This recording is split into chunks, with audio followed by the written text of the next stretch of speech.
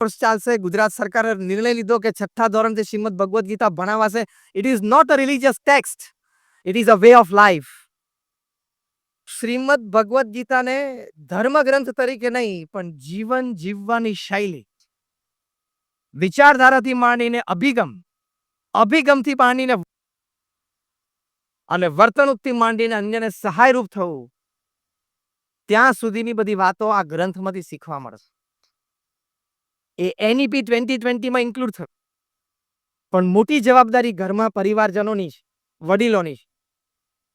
તો સંસ્કાર આપવામાં પહેલી મોટી એ વાત છે કે એના ચારિત્રનું નિર્માણ થાય. પ્રમુખ સ્વામી મહારાજ જેમનો જન્મ શતાબ્દી મહોત્સવ અમે આ વર્ષે ઉજવી રહ્યા છીએ. અમદાવાદમાં SG હાઈવે ઉપર ભારત અને અંગ્રેજ ચોકડી વચ્ચે 750 એકર જગ્યા ઉપર 1 મહિનાનો ઉત્સવ થશે, ડિસેમ્બર 15 થી જાન્યુઆરી 13 સુધી. અત્યારે દુબઈમાં જે એક્સપોમાં ગ્લો ગાર્ડન્સ, એવા ભવ્ય ગ્લો ગાર્ડન્સ થશે. પ્રમુખ સ્વામી મહારાજ નું જીવન, કાર્ય, વિચારો, ભાવનાઓ, સેવાઓ ખૂબ સારી રીતે પ્રદર્શિત થશે. લગભગ 8 જેટલા ડોમ્સમાં બધા exhibitions, dioramas, place, light and sound show, live, family values છે, સ્ટ્રેસ મેનેજમેન્ટ છે, આઝાદી કા અમૃત મહોત્સવ, બધા એક્ઝિબિશન્સ થશે.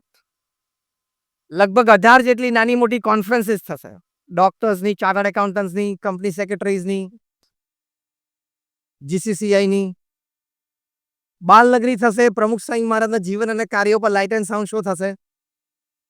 કારણ કે એમને કાર્ય એવું કર્યું પૃથ્વી પર, એટલે એમનો જન્મ શતાબ્દી મહોત્સવ આટલો ભવ્યતાથી ઉજવવાનો છે. 20,000 સ્વયંસેવકો માટે આખી ટેન્ટ સિટી ઊભી થશે. કોઈ મહિના માટે, 1.5 મહિના માટે, 2 મહિના માટે, 3 મહિના માટે રોકાશે. એમના વિશાળ અનુભવ પરથી, શાસ્ત્ર કથિત અભિપ્રાય પ્રમાણે અને પોતાના શાણપણથી પ્રમુખ સ્વામી મહારાજ એક વાત સરસ કરતા, હું શબ્દશઃ નહીં અક્ષરશઃ એમને ટાંકું છું. પ્રમુખ સ્વામી મહારાજ બોલતા કે ચારિત્ર દ્રઢ કરવું અને ચારિત્રવાન સમાજ તૈયાર કરવો, આ સંસ્કાર પ્રદાનમાં પ્રથમ પગથિયું. તમારા સંતાનો અને પરિવારજનોનું ચારિત્ર દ્રઢ થાય એની માટે તમારે પ્રયત્નશીલ રહેવાનું. આપણે નાનપણમાં એક સરસ કહેવત ભણ્યા છીએ. સંસ્કારમાં પહેલી વાત શું સમજીએ છીએ? કેરેક્ટર.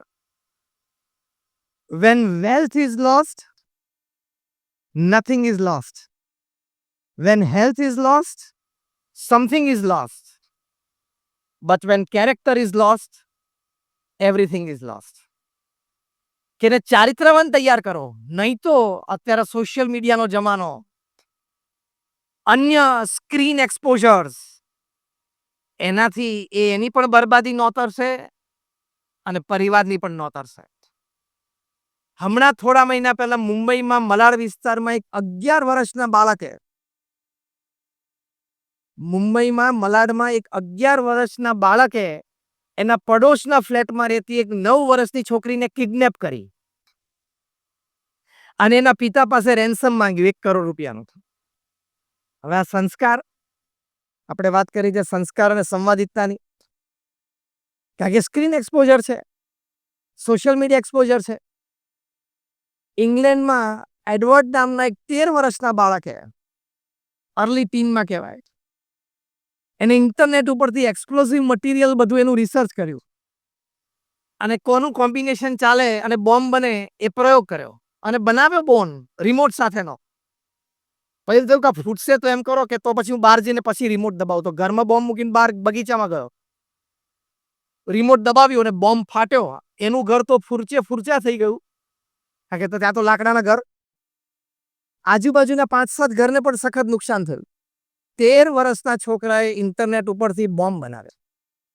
જો તમે તમારા સંતાનોને સંસ્કાર નહીં આપો, પ્રમુખ સ્વામી મહારાજ આ વાક્ય અનેક વખત બોલતા, તો તમારે એક દિવસ એવો આવી શકે કે સંપત્તિ અને સંતતિ બે ખોવાનો વારો આવશે. એટલે સંસ્કાર પ્રદાન એ તમારી મુખ્ય જવાબદારી છે. Less on money will do. Perhaps a bit less on academic can do. Less on opportunities can do. Less on connectivity can do. But less on character and virtues can never do. Do you believe? Yes or no? Say me loudly. હજી તમારી હેડ office Ahmedabad સુધી અવાજ નથી પહોંચતો. બસ એ માનવાનું કે less on virtues and less on character can never do with my family. એ ક્યારે મારા પરિવાર સાથે ન ચાલે. માટે એને સંસ્કાર આપવા માટે તમારે પ્રયત્નશીલ રહેવું પડે, સમય કાઢવો પડે. દર 3 મિનિટે ખિસ્સામાં હાથ જવો જ જોઈએ, મોબાઈલને ટચ થવો જ જોઈએ, તો આપણે ચાર્જ રહીએ, નહીં તો આપણે ડિસ્ચાર્જ થઈ જઈએ છે ને. મોબાઈલ તો જ્યારે ડિસ્ચાર્જ થવાનો ત્યારે થાય. કેવા ભયંકર ડિજિટલ ડિસીઝીસ થાય છે તમને ખબર છે? હમણાં દિલ્હીમાં રામ મનોહર લોહિયા હોસ્પિટલમાં 2 ભાઈઓ, એક 19 વર્ષનો, એક 17 વર્ષનો, સગા ભાઈઓને ઘરેથી ત્યાં હોસ્પિટલ લઈ જવામાં આવ્યા. ઘરેથી નીકળ્યા ત્યારે પણ એમના લેપટોપ પર ફેસબુક ચાલુ હતી. એમ્બ્યુલન્સમાંથી નીચે ઉતર્યા ત્યારે પણ ફેસબુક ચાલુ હતી. એડમિટ થયા ત્યારે પણ એફબી ચાલુ હતું. કારણ કે એ લોકો ફેસબુકથી એડિક્ટેડ હતા. ફેસબુક ચાલુ ના હોય ને તો એ નર્વસનેસનો અનુભવ કરે, મૂડ જેના ડાઉન થઈ જાય, એનર્જી લેવલ નેગેટિવમાં જતું રહે, ખાવાનું ભાવે નહીં, પચે નહીં, તરસ લાગી છે કે નહીં, મારે પાણી પીવાની જરૂર છે કે નહીં એની ખબર ના રહે. So much addicted. Digital diseases બધા થાય છે. આને ફેડ કે એફએડી fed, Facebook addiction disorder. World health ઓર્ગેનાઇઝેશને એફએડી ફેડને ઓફિશિયલી મેન્ટલ ડિસઓર્ડર તરીકે જાહેર કર્યો છે. કે તમે દિવસમાં 15-25 વખત ફેસબુક ઓપન કરતા હો તો તમે માનસિક રોગના દર્દી છો. થોડા ઘણા હશે જ એટલે 10-15 વખત ઓપન કરતા હશે એફબી. તમે ઓપન કરો તો તમે માનસિક રોગથી પીડાવ છો. તમે આદતી બન્યા છો, તમે વ્યસની બન્યા.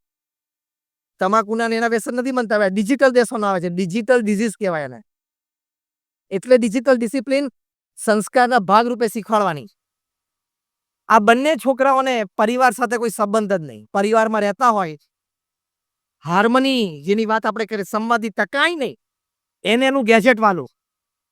એની માતા જમવા બોલાવે તો શું કહી દે, તમે તમારે જમી લો, હું મારા ટાઈમે જમી લઈશ. તો રેલવે સ્ટેશન ઉપર રહેતો એ રીતે રહેતા હતા ઘરમાં. રેલવે સ્ટેશન ઉપર બધા બાકડા ઉપર ભેગા બેઠા હોય, બાજુમાં આવે પ્લેટફોર્મમાં, પણ કોઈને કોઈની સાથે કોઈ નિસ્બત નહીં. That happens in the family. FAD, Facebook addiction disorder. બીજો એક રોગથી ઘણા કિશોરો પીડાય છે, એને પણ હોસ્પિટલાઇઝ કરવા પડે. 13, 14, 15 વર્ષના દીકરા દીકરીઓને એ ડિઝીઝ છે એન્ઝાઇટી અને ટેક્સ્ટાફ્રેનિયા. એન્ઝાઇટી એટલે શું? Text plus anxiety. ટેક્સ્ટની ચિંતા કે અડધો કલાક થયો પણ કેમ કોઈ મને મેસેજ નથી કર્યો, એની ચિંતા. એમાં ટીનેજર્સ અને યંગસ્ટર્સને રાત્રે ઊંઘ નથી આવતી કે આજે આખા દિવસમાં મને પેલા મારા એક મિત્રે તો કોઈ સમાચાર જ ના આપ્યા, હાય ના કર્યું અને ગુડ મોર્નિંગ એ ના કર્યું. અને રાત્રે 11 વાગે મને અપેક્ષા હતી કે આખા દિવસમાં એનો કઈ મેસેજ નથી આવ્યો, ગુડ નાઇટ નહોતો આવતો તો એ ના આવ્યો. કેમ નહીં આવ્યો હોય, કેમ નહીં આવ્યો હોય? ઊંઘ ના આવે એને. એન્ઝાઇટી. ટેક્સ્ટાફ્રેનિયા નામના રોગથી પીડાય છે. આ બધાને સ્લીપિંગ પીલ્સ આપવી પડે છે. આ બધાને સાયકો ટ્રીટમેન્ટ આપવી પડે છે, ટીનેજર્સ અને યંગસ્ટર્સને. હવે સંસ્કાર કેટલા બગડ્યા, પછી આમાં ક્યાં સંવાદિતા રહે? ટેક્સ્ટાફ્રેનિયા એટલે શું ખબર છે? મારો મોબાઈલ વાઇબ્રેટ થયો હોય એવું મને લાગે છે, કોકનો મેસેજ આવ્યો છે, એમ કહીને બહાર કાઢે, કઈ નથી, પાછું મૂકી દે. આને શું કહેવાય? ટેક્સ્ટાફ્રેનિયા. આ બે રોગથી પીડાય. પછી બીજો એક રોગ છે ડિજિટલ ડિઝીઝમાં, એ FOMO, FOMO, FOMO, fear of missing out. એટલે ફેસબુક ઉપર તમારા મિત્રો કોઈ પોતાના પિક્ચર અપલોડ કરે કે અમે તો ભેગા થઈ ગયા 4 જણા, બહુ મજા કરીને આઈસ્ક્રીમ ખાધો ને, તો આને તરત જોવે ને ફેસબુક ઉપર પોસ્ટ, એટલે તરત એને થાય કે મને કેમ નહીં બોલાયો હોય, મને કેમ જાણ નહીં કરી હોય, એ લોકોએ ભેગા થઈને કેટલો આનંદ કર્યો, કેટલી મજા આવી હશે, શું શું વાતો કરી હશે. એટલે બધાને ફોન કરવા મળે, એકદમ ભેગા થયા, કેવી રીતે થયા, કોણે બોલાયા હતા, સાહજિક ભેગા થઈ ગયા કે ઓર્ગેનાઇઝ હતું? ઓર્ગેનાઇઝ હતું, મને કેમ ના બોલાયો, શું ખાધું, શું પીધું, શું વાતો થઈ, મારી કઈ વાત થઈ? એમાં 1.5 કલાક કાઢ નાખે. પછી ન ભણવામાં મન રહે, ન પરિવારમાં મન રહે, સંસ્કાર અને સંવાદિતા બે ધોઈ જાય. Fear of missing out. એની સામે અત્યારે યુરોપિયન અને અમેરિકન કન્ટ્રીઝમાં મૂવમેન્ટ ચાલી છે, કારણ કે ફિયર ઓફ મિસિંગ આઉટમાં ટીનેજર્સ, યંગસ્ટર્સ અને એલ્ડર્સ બધાને હોસ્પિટલાઇઝ કરવા પડે છે, શોક લાગે છે. એની સામે શું મૂવમેન્ટ શરૂ થઈ? FOMO, FOMO. એની સામે જોમો, JOMO, જોમો, Joy of missing out. કે તમે તમારા મિત્રો ભેગા થયા અને કદાચ તમને ભૂલી ગયા અને આનંદ કર્યો, તમારે ઘરે મમ્મી પપ્પા સાથે બેઠા ભાખરીને અથાણું ખાતા અને એનો ફોટો પોસ્ટ કરવાનો, મેં મજા કરી લીધી ઘરે. જોમો આ પોઝિટિવિટી લાવવા માટે, નહીં તો આ ડિજિટલ ડિઝીઝીસના લીધે તમે ડિજિટલ ડિસિપ્લિન ના રાખી શકો પરિવારમાં, તો ડિજિટલ ડિપ્રેશન અત્યારે બહુ જ મોટો રોગ છે. રોજ તમને આશ્ચર્ય થશે, અતિ આશ્ચર્ય થશે, 1200 જેટલા તરુણોને યુવાનોને ઓલ ઓવર વર્લ્ડ હોસ્પિટલાઇઝ કરવા પડે છે ડિજિટલ ડિઝીઝીસના લીધે. પરિવારમાં ક્યાં પછી સંસ્કાર અને સંવાદિતા રહે? તમારે બેસીને એને ડિસિપ્લિન શીખવાડવું પડે. તમારે બેસીને આ ગેજેટ સંબંધી વિવેક શીખવાડવો પડે.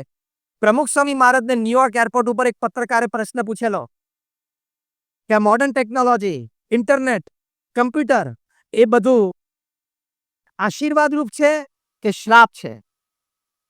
પ્રમુખ Swami Maharaj spontaneously without a seconds delay પોતાના શાંતપણામાંથી જવાબ આપેલો.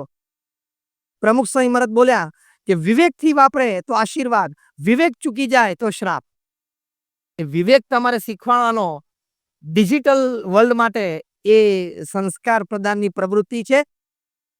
એ તમારા પરિવારમાં સંવાદિતા સાધશે. બાકી એને ગેજેટ વધારે વાલું છે જ. તમારી સાથે ટાઈમે જમવા નહીં બેસે, પરિવાર ભેગા બેઠો હતો ત્યારે એની રૂમમાં જ બેઠો હશે. એ ડિજિટલ વિવેક તમે નક્કી કરો તો તમારા પરિવારમાં બેસીને શીખવાડી શકો. સ્ટીવ જોબ્સ, એપલ કંપનીના માલિક, જેને પૃથ્વી ઉપર આઈપેડ આપ્યું, આઈફોન આપ્યો, આઈપોડ આપ્યું, આઈક્લાઉડ આપ્યું, $2000 બિલિયન રેવન્યુ છે, which is more than the GDP of more than 98% of the countries of the world. Individual દેશના જીડીપી કરતા એપલનું રેવન્યુ મોટું છે. એટલે એપલ એક પોતે દેશ જ કહેવાય. દર સેકન્ડે 11 આઈફોન વેચાય છે પૃથ્વી ઉપર.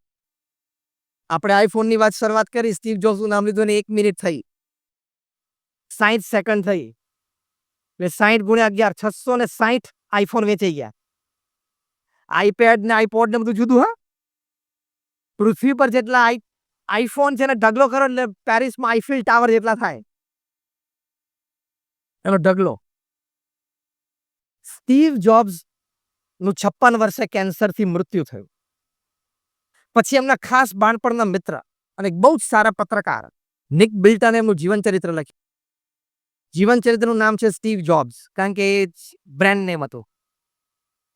આ પુસ્તકમાં એમણે એક વાત લખી છે કે એક દિવસ સ્ટીવ જોબ્સે મને પરિવાર સાથે ઘરે રાત્રિ ભોજન માટે નિમંત્રણ આપ્યું અને અમે ગયા. એટલે અમે બંને પરિવાર ડાઇનિંગ ટેબલ ઉપર બેસીને ભોજન કરતા હતા.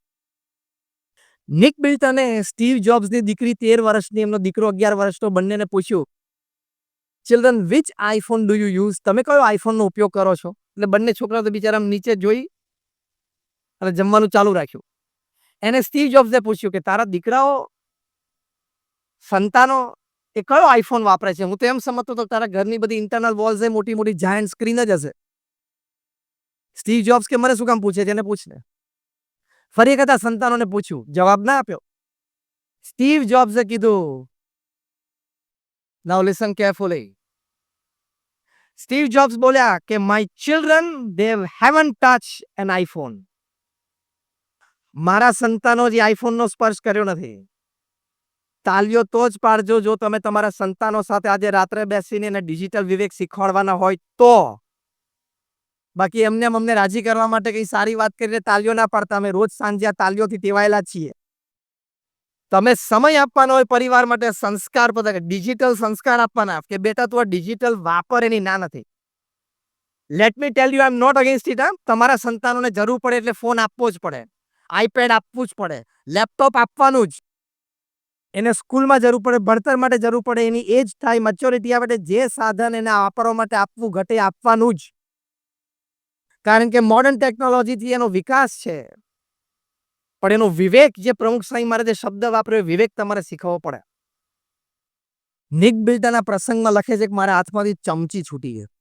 કે સ્ટીવ શું વાત કરે છે, તારા બાળકો આઈફોનનો સ્પર્શ નથી કરે? ત્યારે સ્ટીવ જોબ્સે કીધું કે મેં અને મારા પત્ની, હવે શાંતિથી સાંભળજો, મેં અને મારા પત્નીએ બહુ શાંતિથી અમારા બાળકોને બેસીને સમજાવ્યા. પહેલા બંનેના હાથમાં આઈફોન આપ્યા કે જો આ બંને તમારે વાપરવા હોય તો આ તમારી માટે જ છે. ખોટું કરવા ક્યારેય પ્રેરાશો નહીં. એ મજા આવે એવો રસ્તો છે. એમાંથી પ્રગતિ જલ્દી થાય એવું દેખાય છે. ઘણા રૂપિયા એક સાથે મળી જાય એવું દેખાય છે ને મળી પણ જાય. પણ જ્યારે એકવાર જાય ને ત્યારે ચામડી ઉતારીને જાય. જો આ બધાની ગઈ 2-3 પ્રસંગો કીધા. એટલે એ ખટકો રાખીએ તો કોઈ દિવસ સ્ટ્રેસ આવશે નહીં. સેકન્ડ ઇમ્પોર્ટન્ટ રીઝન, અમારા વડીલ સંત પરમ પૂજ્ય ડોક્ટર સ્વામી ઘણી વખત સમજાવે છે કે સમાજમાં, કુટુંબમાં અને વ્યવહારમાં સ્ત્રી પુરુષ મર્યાદા એનો લોપ થાય તો પણ જીવનમાં અત્યંત તણાવ આવશે. તમારા સર્કલની બહાર તમે જો ગયા, અમારા વડીલ સંત પરમ પૂજ્ય ડોક્ટર સ્વામી ભગવાન સ્વામિનારાયણનો સિદ્ધાંત અને આપણા શાસ્ત્રનો સિદ્ધાંત સમજાવે છે કે any other woman other than your wife, તમારી પત્ની સિવાયની કોઈ પણ સ્ત્રી એ તમારી માટે કાં તો માતા છે, કાં તો બેન છે અને કાં તો દીકરી છે. એવી રીતે દરેક સ્ત્રી માટે જો એ પરણ્યા હોય તો એના પતિ સિવાયના બધા જ પુરુષ એની માટે ભાઈ છે, પિતા છે કાં પુત્ર છે. આ મર્યાદા જો લોપાશે ને તો પણ કુટુંબ છિન્ન ભિન્ન થશે, તો પણ પ્રશ્ન મોટો આવશે. આ મર્યાદા લોપાશે તો પણ મોટો પ્રશ્ન આવશે. ઇન્ટરનેશનલ મોનિટરી ફંડના president Dominique Strauss Kahn, he was destined to become the president of France. એ ન્યુયોર્કથી ફ્રાન્સ આવતા હતા, વચ્ચે ટોપ ઓવરમાં, ચેન્જ ઓવરમાં હોટલમાં એન્ટર થયા અને એવું કહેવાય છે રિપોર્ટ્સ પ્રમાણે કે ત્યાં કોઈક હોટલમાં મેડ સાથે એમને કોઈક વર્તણૂકમાં ફેર પડ્યો. પેલી મેડે કેસ કર્યો. કેસ તો પછી આઉટ ઓફ કોર્ટ સેટલમેન્ટમાં પતાયો. પણ ઇન્ટરનેશનલ મોનિટરી ફંડના પ્રેસિડેન્ટ તરીકે એમને રાજીનામું આપવું પડ્યું. ફ્રાન્સની પ્રજા એમને ફેંકી દીધા. પ્રેસિડેન્શિયલ ઇલેક્શનમાં ઊભા ના રહી શક્યા. આ એક પ્રસંગ જો એ હોટલની રૂમમાં ન બન્યો હોત તો આજે ડોમિનિક સ્ટ્રોસ-કેન, જે પોલિટિકલ સર્કલ્સમાં ઓલ ઓવર વર્લ્ડ DSK તરીકે ઓળખાતા હતા, શોર્ટ ફોર્મમાં DSK would have been the president of France. વર્ષો પહેલા અમેરિકાના પ્રેસિડેન્શિયલ ઇલેક્શનમાં રોનાલ્ડ રેગનની સામે ગેરી હાર્ટ ઉભા રહેલા. પ્રી-પોલ સર્વેમાં 85% polling, Gary Hart would become the president of America.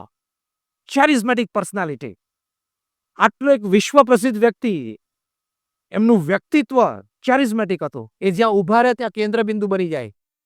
એ બોલે એ બ્રહ્મ વાક્ય થઈ જાય. બુદ્ધિ, શક્તિ, આવડત, હોશિયારી, પૈસા, વૈભવ બધું જ હતું. પણ એક કેસ એવો ખુલ્યો કે જ્યારે કોલેજમાં હતા ત્યારે એમને આ સ્ત્રી પુરુષ મર્યાદામાં ક્યાંક મોટી ભૂલ થયેલી. તો પેલા તરફથી વાત શરૂ થઈ. એ ફોટો ન્યૂઝપેપરમાં છપાણો. ગેરી હાર્ટે પ્રેસિડેન્શિયલ નોમિનેશન પાછું ખેંચવું પડ્યું. આજે એ વાતને 20 વર્ષ થયા. દુનિયામાં કોઈને ખબર નથી કે ગેરી હાર્ટ ક્યાં છે, જીવે છે કે મૃત્યુ પામ્યા. એટલે આ મર્યાદા લોપાશે તો પણ મેજર પ્રશ્ન આવી શકશે. હમણાં અમેરિકાની બહુ જ મોટી IT કંપની આઈગેટ, એના CEO ફનિશ મૂર્તિ, એમનો પણ આવો કેસ ન્યૂઝપેપરમાં રિપોર્ટ થયો છે. હવે આ વ્યક્તિ એવી હતી કે જે બીમાર કંપનીઓમાં જાય. તમારી કંપની ફરચામાં ગઈ હોય, જબરજસ્ત ખોટમાં ઉતરી ગઈ હોય, IT કંપનીઓ આવી જોઈએ, ઇન્ફોર્મેશન એન્ડ ટેકનોલોજી. આ માણસ પાસે એવી આવડત, એવી બુદ્ધિ, એવા સંબંધો એના અક્રોસ ધ વર્લ્ડ, કોન્ટિનેન્ટ્સ, કે થોડાક મહિનાઓમાં અથવા તો 1-2 વર્ષમાં મિલિયન્સ ઓફ ડોલર્સના ફરચામાં ગયો એ કંપની એને મિલિયન્સ ઓફ ડોલર્સના પ્રોફિટમાં મૂકી દે. એવું એમને 3 જગ્યાએ કરેલું. એટલે આઈગેટ એમને હાયર કર્યા અને એમનો પગાર અધધ હતો. કદાચ મોર દેન વર્ષે 150 કરોડ રૂપિયાનો પગાર હતો. પણ આ સ્ત્રી પુરુષ મર્યાદામાં પ્રશ્ન આવ્યો એવું રિપોર્ટિંગ છે. એમને એમની જ કંપનીના એક બાય કર્મચારી સાથે સંબંધ થયો અને પછી એ બાય કર્મચારી એની જાહેરાત કરી. ફનિશ મૂર્તિને રેઝિગ્નેશન આપવું પડ્યું. એ રેઝિગ્નેશન આપે પહેલા જ એમને કાઢી મૂકવામાં આવ્યા. બહુ જ મોટું બોનસ લઈ લેવામાં આવ્યું પાછું અને પ્રતિષ્ઠાહીન થઈ ગયા. અત્યારે અમેરિકામાં કોઈ કંપની એમને રાખવા તૈયાર નથી. બુદ્ધિ જબરજસ્ત છે, આવડત જબરજસ્ત છે અને કામ પોતાની જિંદગીમાં 40 વર્ષ કરી બતાવ્યું છે. ખાલી વાતો નહીં, મિલિયન્સ ઓફ ડોલર્સમાં ફરચામાં ગયેલી કંપનીઓને બેઠી કરી નાખી છે. પણ અત્યારે કોઈ એમને નોકરીએ રાખવા તૈયાર નથી. એટલે આપણા કુટુંબ એ કુટુંબની બહાર કોઈ દિવસ મર્યાદાને લોપ કરીને પ્રશ્ન નહીં આવે એવું વિચારતા નહીં, આવે જ છે. ન્યૂઝપેપરમાં બધી ઘણી વાતો સાંભળો છો ને, વાંચીએ છીએ ને, અને તમારા સર્કલમાં કોકને થયું હશે, સાંભળ્યું પણ હશે. એટલે આ બે વસ્તુનો અત્યંત ખ્યાલ રાખવાનો, તો તમે 80% તણાવમાંથી બચી જશો. અત્યારે તમને એમ લાગે છે કે આમાં નથી, અથવા આમાં બહુ રિસ્ક નથી, પણ અત્યારે તમને રિસ્ક નથી દેખાતું. There is a dangerous risk ahead. Don't play with cobra. Cobra જોડે રમાય, એમાં કિંગ કોબ્રા સાથે રમાય, 18 ફૂટ લાંબો હોય, એન્ટીવેનોમ ઇન્જેક્શન લઈને ડોક્ટર બાજુમાં ઊભા હોય ને, પણ કિંગ કોબ્રા ડંક મારે ને, હી cannot save you. A doctor injection લઈને તૈયાર ઊભા હોય ને, કે કિંગ કોબ્રા તમને અહીંયા કરડે અને એથી તમને ઇન્જેક્શન મારે એન્ટીવેનોમનું, તો એ તમને બચાવી ના શકે. એમ ધંધામાં અનૈતિક પ્રેક્ટિસ અને શાસ્ત્ર પ્રમાણે જે સ્ત્રી પુરુષની મર્યાદા છે એને તમે લોપો ને, એટલે you have started playing with cobra. તમે કોબ્રા સાથે રમવાની શરૂઆત કરી દીધી છે. હવે ડંખ વાગે ત્યારે વાત. You have started playing with cobra. અને આ કક્ષાના માણસોને થઈ શકે છે, તો તમને થઈ શકે? હા કે ના? Tell me yes or no. It can happen to anybody. કોઈને પણ થઈ શકે છે. સાધુ પણ મર્યાદા લોપે તો એને પણ થઈ શકે છે. એના કેસ પણ તમે સાંભળતા હશો. એટલે બીએપીએસ સંસ્થામાં પ્રમુખ સાંઈ મહારાજે આ સ્ટ્રિક્ટ મર્યાદા મૂકી છે. બીએપીએસ સંસ્થાના સાધુને આ પ્રશ્ન નથી, કારણ કે આ મર્યાદામાં રહે છે. આ કપડાં પહેરીને તમે આ મર્યાદા લોપો તો આ કપડામાં પણ પ્રશ્ન. ભલે લોકો તમને માનતા હોય, પૂછતા હોય. Discipline stands fast. Ethics stands fast. Ethics અને ડિસિપ્લિન્સથી પર કોઈ વસ્તુ નથી. એટલે સ્ટ્રેસ ન આવે એની માટે આપણને રામાયણમાં તુલસીદાસજી એક સરસ વાત કરી છે. આ બે મુદ્દા જે પહેલા કીધા ને એ સંબંધી. તુલસીદાસજીએ સિમ્પલ લખ્યું કે પરધન પથ્થર માનીએ, પર સ્ત્રી માત સમાન, ઇતને સે હરી ના મિલે તો તુલસીદાસ જમાન. કે પરધન છે ને એને પથ્થર માનજો, અને પર સ્ત્રી છે એને માતા માનજો. ઇતને સે જો હરી ના મિલે, તમને જો ભગવાન ના મળે ને તો તુલસીદાસ તમારો જામીન છે. અને હરી મળે એટલે ક્યાં બધી સ્ટ્રેસ રહ્યો. એટલે ઇનડાયરેક્ટલી આના બીજા શબ્દ એ છે કે તમને ક્યારે જીવનમાં સ્ટ્રેસ આવશે જ નહીં. સત્યમ કંપનીના માલિક રામલિંગા રાજુ, જેનાથી આપણે વાતની શરૂઆત કરેલી, એમણે આ તુલસીદાસની વાત માની હોત તો, રજત ગુપ્તાએ આ તુલસીદાસની વાત માની હોત તો, પરધન પથ્થર માનીએ, કે પરધન છે એટલે કે બીજાનું જે ધન છે આપણી માટે પથ્થર છે, ધૂળ છે. આ તો બીજાના ધનમાં જ હાથ નાખવાની વધારે મજા આવે છે. આપણું સેફ ડિપોઝિટ વોલ્ટમાં હોય, બેંકમાં હોય, બીજાના ધનમાં હાથ નાખવાની વધારે મજા આવે છે. પણ આ સિદ્ધાંત મૂક્યો. ડોમિનિક સ્ટ્રોસ-કેન, IMFના પ્રેસિડેન્ટ, જેની આપણે વાત કરી, એના બીજી લાઈન માની હોત તો કે પર સ્ત્રી માત સમાન, તો અત્યારે એ ફ્રાન્સના પ્રેસિડેન્ટ હોત. અને હમણાં G4 અને G8ની સમિટ માનનીય મુખ્યમંત્રી પ્રધાનમંત્રીશ્રીએ ન્યુયોર્કમાં કરી, ત્યારે બેઠા હોત એની સાથે. અત્યારે એક નાની કંપનીમાં CEO તરીકે કામ કરે છે. ફનીશ મૂર્તિ આ વાત માની હોત તો. પણ પેલું શું થાય, ટાઈ પહેરી હોય, કોટ પહેર્યો હોય અને 3 પીસ સૂટ પહેર્યો હોય ને, ત્યારે આની વાત મનાય નહીં. ભગવા કપડાની વાત મનાય નહીં. When you are under that glamour, when you are under that power, it's difficult to believe this talk. આની આ જ વાત જે હું અત્યારે કરું છું, કે અહીંયા કોઈ મેનેજમેન્ટ ટ્રેનર આમ ચાલકો અહીંયા માઇક ફરાવીને 3 સૂટને ટાઈ પહેરીને આમ કરતો બોલતો હોત ને, તો તમે કદાચ $1,00,000-2 લાખ રૂપિયા એને કલાકના બોલવાના આપ્યા હોત ને, તમને આ બધી વાતો ઓહો લાગે છે. પણ મેં કીધું એમ, ફોર્ચ્યુન 500 કંપનીઝના CEOs જે વાતો સાંભળે છે ને, તમે અત્યારે FOC સાંભળો છો. આ જ હકીકત છે. એટલે સ્ટ્રેસનું બીજું મોટું કારણ આ છે. આ બધા માનધાતાઓ તને મને કે હુ ઇઝ તુલસીદાસ? આ રામાયણ શું છે? પણ તારી જિંદગી બચાવે ને એવી વાતો છે અંદર, અને જિંદગી ડૂબતી હોય ને તો તારી શકે એવી વાતો છે અંદર. આ તુલસીદાસની વાતો આ બધાય માની હોત તો. પણ જો એને કોઈક તુલસીદાસની વાત કરવા જાય ને, તો કે એની ભાષામાં who is Tulsidas? What is Ramayana? It is irrelevant. 500 years back, 5,000 years back, lakhs of years back. લાખો વર્ષ જૂની વાતો આ જમાના પ્રમાણે છે જ નહીં. વાંધો નહીં, પ્લગમાં આંગળી નાખ. રામાયણની મહાભારતની વાતો આ જમાના પ્રમાણે નથી. એવું તું બોલે છે ને, એ પ્લગમાં આંગળી નાખવાની શરૂ કરી દે. ચોંટી જઈશ. It is relevant even today. સિદ્ધાંત સિદ્ધાંત જ રહે છે, એ કોઈ દિવસમાં ફેરફાર થતો નથી. ત્રીજું ઇમ્પોર્ટન્ટ રીઝન સ્ટ્રેસ કેમ આવે છે, આપણે આપણા વર્ક, લાઈફ અને ફેમિલીને બેલેન્સ નથી કર્યું. ઘણી વખત અમે અમારા સેમિનાર્સમાં શીખવાડીએ છીએ કે તમારી પાસે 24 કલાક છે, તો you should divide it into 8 + 8 + 8. First 8 hours is honest ethical hard work. જે પણ વ્યવસાયમાં હોય એમાં પ્રામાણિક નૈતિક પુરુષાર્થ કરો, એ 8 કલાક. બીજા 8 કલાક સારી રીતે ઊંઘવું અને આરામ કરો. અને ત્રીજા 8 કલાક બહુ ઇમ્પોર્ટન્ટ છે, ત્યાં આપણે ખોટ ખાઈએ છીએ. વી મિસ આઉટ ધેર. ત્રીજા 8 કલાકમાં 3 F અને 3 H. 3 F એટલે ફેમિલી, ફ્રેન્ડ્સ અને ફેથ.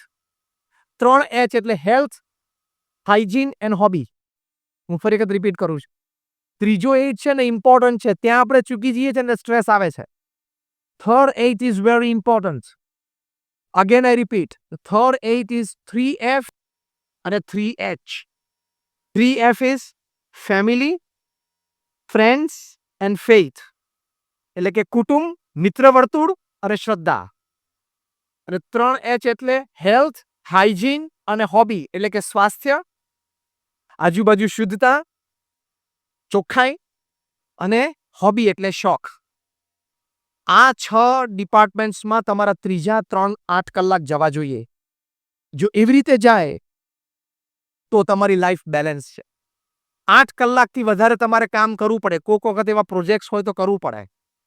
બાકી if you are working more than 8 hours, that clearly proves કે you are not a planned person. તમે જીવનમાં કામનું પ્લાનિંગ નથી કર્યું. કામ કેવી રીતે કરવું એ તમને આવડતું નથી. એ હકીકત છે. તમે એમ ના સમજતા કે અમે સંતો ખાલી ઉપદેશની વાત કરીએ છીએ. હું જે સંસ્થામાંથી આવું છું ને, એ સંસ્થા દુનિયાની ટોપ 10 NGOsમાંની એક સંસ્થા છે, તો BAPS સ્વામિનારાયણ સંસ્થા. જે દુનિયાની પ્રથમ 10 સંસ્થાઓ લઈએ ને, એમાંની એક સંસ્થા છે આ. સુરતમાં અડાજણમાં તમે લોકોએ મંદિર જોયું હશે, એવા 1300 કેમ્પસ પ્રમુખ સ્વામી મહારાજ એકલાએ બાંધ્યા છે. સુરતમાં હોસ્પિટલ તમે જોઈ હશે, BAPS પ્રમુખ સ્વામી હોસ્પિટલ.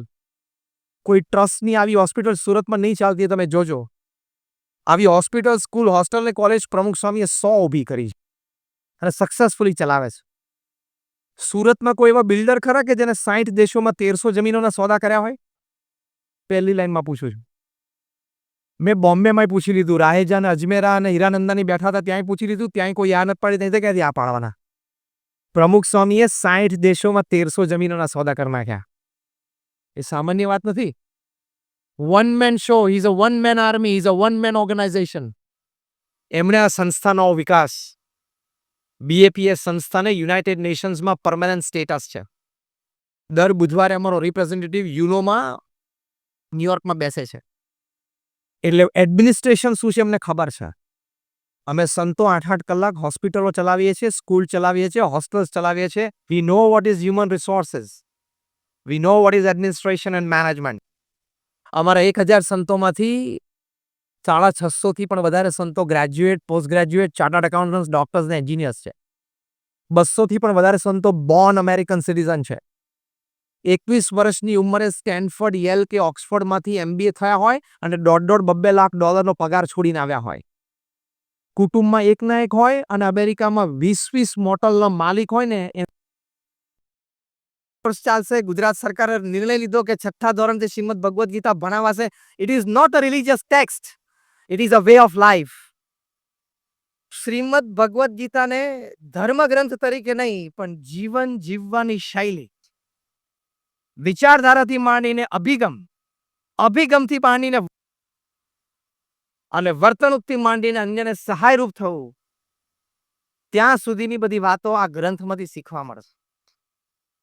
એ NEP 2020માં ઇન્ક્લુડ થયું. પણ મોટી જવાબદારી ઘરમાં પરિવારજનોની છે, વડીલોની છે. તો સંસ્કાર આપવામાં પહેલી મોટી એ વાત છે કે એના ચારિત્રનું નિર્માણ થાય. પ્રમુખ સ્વામી મહારાજ જન્મ શતાબ્દી મહોત્સવ અમે આ વર્ષે ઉજવી રહ્યા છીએ. અમદાવાદમાં SG હાઈવે ઉપર ભારત અને અંગ્રેજ ચોકડી વચ્ચે 750 એકર જગ્યા ઉપર 1 મહિનાનો ઉત્સવ થશે, ડિસેમ્બર 15 થી જાન્યુઆરી 13 સુધી. અત્યારે દુબઈમાં જે એક્સપોમાં ગ્લો ગાર્ડન્સ એવા ભવ્ય ગ્લો ગાર્ડન્સ થશે. પ્રમુખ સ્વામી મહારાજ નું જીવન, કાર્ય, વિચારો, ભાવનાઓ, સેવાઓ ખૂબ સારી રીતે પ્રદર્શિત થશે. લગભગ 8 જેટલા ડોમ્સમાં બધા exhibitions, dioramas, place, light and sound show, live, family values છે, સ્ટ્રેસ મેનેજમેન્ટ છે, આઝાદી કા અમૃત મહોત્સવ, બધા એક્ઝિબિશન્સ થશે. લગભગ 18 જેટલી નાની મોટી કોન્ફરન્સીસ થશે. ડોક્ટર્સની, ચાર્ટર્ડ એકાઉન્ટન્ટ્સની, કંપની સેક્રેટરીઝની, જીસીસીઆઈની. બાલનગરી થશે. પ્રમુખ સ્વામી મહારાજના જીવન અને કાર્યો પર લાઇટ એન્ડ સાઉન્ડ શો થશે. કારણ કે એમને કાર્ય એવું કર્યું પૃથ્વી પર એટલે એમનો જન્મ શતાબ્દી મહોત્સવ આટલો ભવ્યતાથી ઉજવવાનો છે. 20,000 સ્વયંસેવકો માટે આખી ટેન્ટ સિટી ઊભી થશે. કોઈ મહિના માટે, 1.5 મહિના માટે, 2 મહિના માટે, 3 મહિના માટે રોકાશે. એમના વિશાળ અનુભવ પરથી, શાસ્ત્ર કથિત અભિપ્રાય પ્રમાણે અને પોતાના શાણપણથી પ્રમુખ સ્વામી મહારાજ એક વાત સરસ કરતા, હું શબ્દશઃ નહીં અક્ષરશઃ એમને ટાંકું છું. પ્રમુખ સ્વામી મહારાજ બોલતા કે ચારિત્ર દ્રઢ કરવું અને ચારિત્રવાન સમાજ તૈયાર કરવો આ સંસ્કાર પ્રદાનમાં પ્રથમ પગથિયું. તમારા સંતાનો અને પરિવારજનોનું ચારિત્ર દ્રઢ થાય એની માટે તમારે પ્રયત્નશીલ રહેવાનું. આપણે નાનપણમાં એક સરસ કહેવત ભણ્યા છીએ. સંસ્કારમાં પહેલી વાત શું સમજીએ છીએ? Character. When wealth is lost, nothing is lost. When health is lost, something is lost. But when character is lost, everything is lost. કે એને ચારિત્રવાન તૈયાર કરો. નહીં તો અત્યારે સોશિયલ મીડિયાનો જમાનો, અન્ય સ્ક્રીન એક્સપોઝર્સ, એનાથી એની પણ બરબાદી નોતરશે અને પરિવારની પણ નોતરશે. હમણાં થોડા મહિના પહેલા મુંબઈમાં મલાડ વિસ્તારમાં એક 11 વર્ષના બાળકે મલાડમાં એક 11 વર્ષના બાળકે એના પડોશના ફ્લેટમાં રહેતી એક 9 વર્ષની છોકરીને કિડનેપ કરી અને એના પિતા પાસે રેન્સમ માંગ્યું 1 કરોડ રૂપિયાનું. હવે આ સંસ્કાર, આપણે વાત કરી છે સંસ્કાર અને સંવાદિતાની, કારણ કે સ્ક્રીન એક્સપોઝર છે, સોશિયલ મીડિયા એક્સપોઝર છે. ઇંગ્લેન્ડમાં એડવર્ડ નામના એક 13 વર્ષના બાળકે, અર્લી ટીનમાં કહેવાય, એને ઇન્ટરનેટ ઉપરથી એક્સપ્લોઝિવ મટીરિયલ બધું એનું રિસર્ચ કર્યું અને કોનું કોમ્બિનેશન ચાલે અને બોમ્બ બને એ પ્રયોગ કર્યો અને બનાવ્યો બોમ્બ રિમોટ સાથેનો. પછી થયું કે ફૂટશે તો એમ કરો કે તો પછી હું બહાર જઈને પછી રિમોટ દબાવું. તો ઘરમાં બોમ્બ મૂકીને બહાર બગીચામાં ગયો, રિમોટ દબાવ્યું અને બોમ્બ ફાટ્યો. એનું ઘર તો ફૂરચા થઈ ગયું, કારણ કે ત્યાં તો લાકડાના ઘર.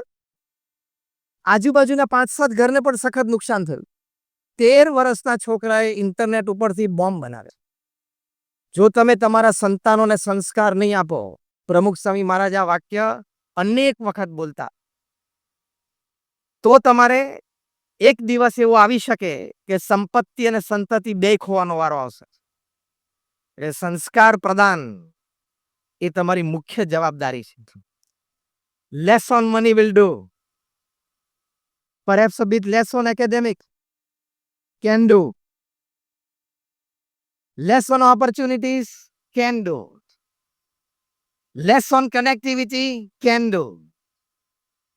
But less on character and virtues can never do. Do you believe? Yes or no? Say me loudly. હજી તમારી હેડ ઓફિસ અમદાવાદ સુધી અવાજ નથી પહોંચતો. બસ એ માનવાનું કે less on virtues and less on character can never do with my family. એ ક્યારે મારા પરિવાર સાથે ન ચાલે. માટે એને સંસ્કાર આપવા માટે તમારે પ્રયત્નશીલ રહેવું પડે, સમય કાઢવો પડે. દર 3 મિનિટે ખિસ્સામાં હાથ જવો જ જોઈએ, મોબાઈલને ટચ થવો જ જોઈએ, તો આપણે ચાર્જ રહીએ, નહીં તો આપણે ડિસ્ચાર્જ થઈ જઈએ છે ને. મોબાઈલ તો જ્યારે ડિસ્ચાર્જ થવાનો ત્યારે થાય. કેવા ભયંકર ડિજિટલ ડિસીઝીસ થાય છે તમને ખબર છે? હમણાં દિલ્હીમાં રામ મનોહર લોહિયા હોસ્પિટલમાં 2 ભાઈઓ, એક 19 વર્ષનો, એક 17 વર્ષનો, સગા ભાઈઓને ઘરેથી ત્યાં હોસ્પિટલ લઈ જવામાં આવ્યા. ઘરેથી નીકળ્યા ત્યારે પણ એમના લેપટોપ પર ફેસબુક ચાલુ હતી, એમ્બ્યુલન્સમાંથી નીચે ઉતર્યા ત્યારે પણ ફેસબુક ચાલુ હતી, એડમિટ થયા ત્યારે પણ એફબી ચાલુ હતું. કારણ કે એ લોકો ફેસબુકથી એડિક્ટેડ હતા.